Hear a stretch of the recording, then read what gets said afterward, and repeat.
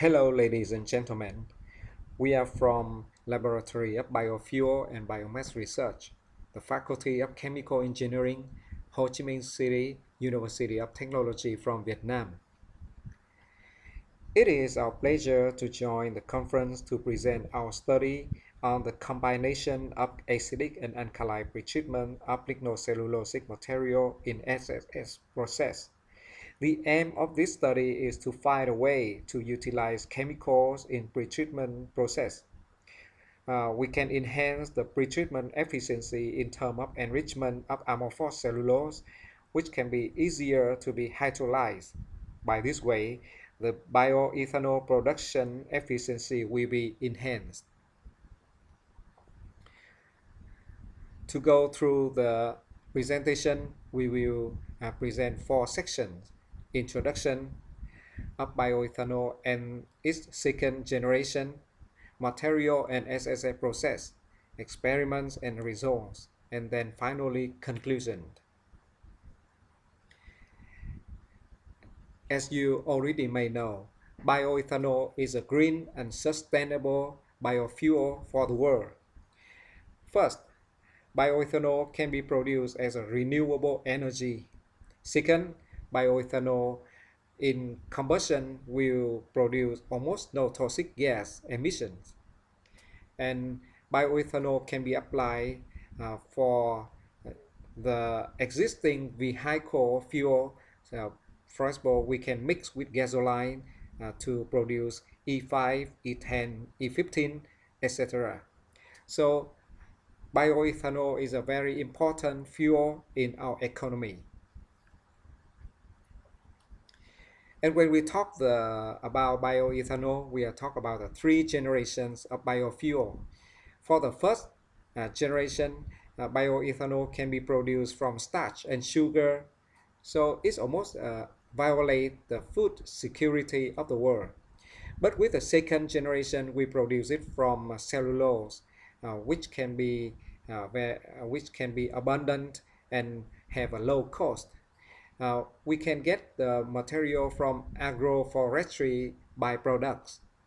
So with the second generation of bioethanol, the production will not affect food safety, and uh, it also can promise the potential of the cut down of cost of production cost because the material is very cheap. However, it has many barriers that we will present uh, in the next slide. First, when we talk about material to produce the second generation of bioethanol, we are talking about lignocellulose. So lignocellulose means it's not just a pure cellulose. We know that the cellulose is a polymer of glucose, of sugar. So if we can hydrolyze cellulose, we can obtain glucose, and the glucose will be converted into bioethanol by microorganisms. However, uh, the cellulose in plants is not just a pure cellulose, it's a lignocellulose. It has very stiff structure when the cellulose fibers are surrounded, are coated by with the microhemicellulose and lignin. So typically, woody material have a high cellulose content from 40 to 60 percentage. We can obtain it from plant and agroforestry byproducts. But it has, as I already introduced, lignocellulose have 3 disadvantages. First, the structure is too strong, so we have to destruct the structure to make the cellulose release. Second, the lignin content is also very high, which can block the way that the hydrolysis agent can contact with the cellulose. And finally, cellulose in woody material has a high crystallinity, more than 50%, while crystallized cellulose is very difficult to be hydrolyzed. So we need to carry out pretreatment process to get over these 3 disadvantages. In this material section, we'd like to introduce that we use rubber wood sawdust. This is very popular trees in Vietnam, and it's grown industrially. Um, it's a kind of potential materials to make the second generation of bioethanol. In this study, we obtained the rubber wood sawdust from Bình Dương province in Vietnam, where they grow very large area, uh, even to millions of hectares of rubber. The rubber wood sawdust can be a kind of byproduct from wood mill, from sawmill, so it's inexpensive. The cellulose content of rubber wood, according to our analysis result, is about 41.2 weight%. This value is not too high, not too low, so we can consider it a potential object for our study. In this study, we focus on the SSF process. So in SSF process, the lignocellulosic material will be pretreated first, and then we use enzymes and microorganisms at the same time in the same reactor to convert it into bioethanol. So at the same time, the enzyme will hydrolyze the cellulose, and then the microorganism will convert the glucose into bioethanol. When conventionally, people just use alkali pretreatment to remove the lignin covering the cellulose, and also using only alkali solution to swell the cellulose structure to reduce the crystallinity of the cellulose. However, after the pretreatment, we have to neutralize the wasted alkali solution. So we have to employ acid. What happens if we use that acid, we utilize that acid also to pretreat the material one more time? It's the meaning of our combination of acidic and alkali pretreatment.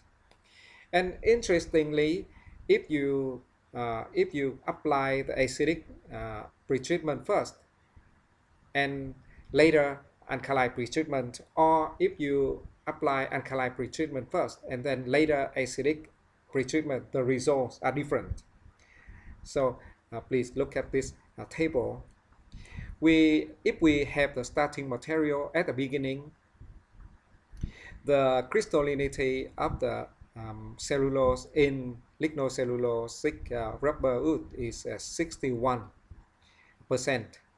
And after the pretreatment, conventional pretreatment with only alkaline NaOH to weight%, we will get the pretreatment efficiency about 42.9. And with only acid, it just can be about 13, because acid also contribute to the hydrolysis. It makes we lose cellulose. But when we combine, first, if we do the acidic pretreatment first in experiment 1, and then after that we apply alkali pretreatment, the pretreatment efficiency increase from 42 here to 62.6%. But if you revert the order, we apply alkali pretreatment first, and then after that, following by acidic pretreatment, the acid will hydrolyze the cellulose. So the total pretreatment, the final pretreatment efficiency will reduce, not from 42 like with only NaOH, but it decreased down to 34.2. So if we look at the SCM images of rubber wood, this is the starting material, and when we treat with only alkali pretreatment, it destructed, and we can see that somehow it can the surface is not smooth anymore, but it can be broken, and it expose the cellulose inside when the lignin layer are removed. And if we pre-treat with a combination method, as in this study, it also gives some similar um, result, because uh, although it increased the efficiency, however, the number are not too different. So, however, we can say that this is a good. But if we pre-treat with alkali first and then acid later, the acidic solution will hydrolyze the cellulose. So you look, it's almost like we lose much cellulose, and we just get some kind of hollow structure of the material. To optimize the factors in the combination of acidic and alkali pretreatment, we carry out the factorial experiment design, and then we use the response surface method to optimize the result to get the optimized factors. In here, the pretreatment efficiency is defined as the enrichment degree of cellulose when we compare the ratio between lignin and cellulose in the material before and after the pretreatment process. However, this performance does not evaluate the internal change of the material, which is the crystallinity of cellulose.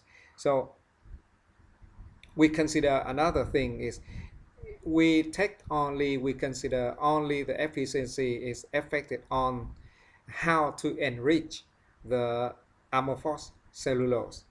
So we take this factor as the crystallinity index of cellulose. So in here, finally, after we carry out the RSM method, and we get the equation describing the crystalline surface, as you can see from this screen. And we replace the general cellulose content in the previous pretreatment definition of efficiency. We use the mass ratio of lignin by amorphous cellulose in this modified equation, and then we carry out the RSM of analysis of the pretreatment of combination of acidic and alkaline. So these followings are the optimal conditions we can obtain from the study. The acidic concentration is sulfuric acid is 1%, and we soak the cellulosic material in acidic solution for 5.5 hours first. After that, followed by alkali pretreatment with the solution is 2.75 weight percent. The crystallinity index of cellulose was 50.53, but after the pretreatment, we get the efficiency is 69.25. This is the highest result so far that we obtained. Following the pretreatment study, the study on the pretreatment optimization, we carry out a simultaneous saccharification and fermentation process, and the highest bioethanol conversion yield we could get is about 55.75% when is corresponding to the highest ethanol concentration generated during the fermentation by voltage. It means that the concentration by voltage is about 2.8. This result is not very high, but as you know that in when we use UDD material, almost the study that we found on internet or something just get about less than 2 or about 2.5. So our result is very high compared with other studies. For the conclusions, we have three conclusions. First, the optimal conditions were obtained for the rubber sawdust pretreatment by combination of acidic and alkali pretreatment, which can reduce the crystallinity of the cellulose and enhance the pretreatment efficiency to 69, more than 69%. Second is thanks to the enhancement of pretreatment, the enzymatic hydrolysis of SSF fermentation also increase, so we get a higher bioethanol conversion. And finally, in order of crystallinity index of sawdust treated by combination method, we can find that the highest was, of course, when we have the optimal condition. So it proved the hypothesis of increased conversion efficiency as amorphous cellulose content increase. So thank you.